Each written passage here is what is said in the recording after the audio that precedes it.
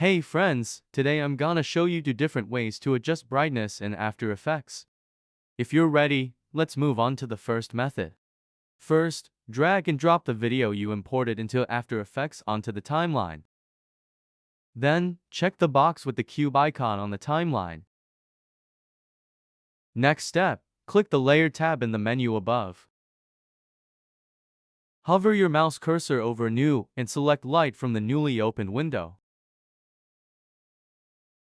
First, you need to select Ambient as the light type. It might show something else selected by default, but you can quickly change that.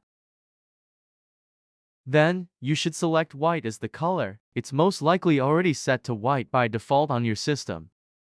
You can temporarily enter a value for intensity. We'll change it later anyway. Finally, click the OK button. As you can see, the brightness increased because I selected intensity at 254%.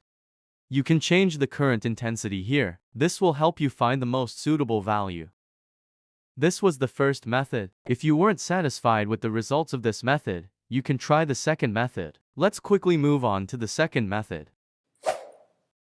First, make sure the target video or image whose brightness you want to change is on your timeline.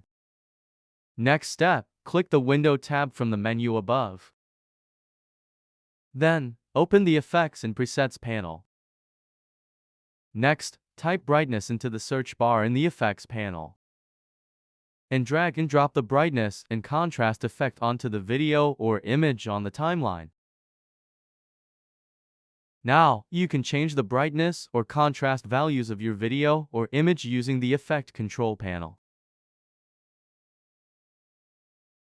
Thank you for watching my tutorial video on how to adjust brightness in Adobe After Effects. Please don't forget to subscribe to the Error Slayer YouTube channel and like the video. See you in the next tutorial video.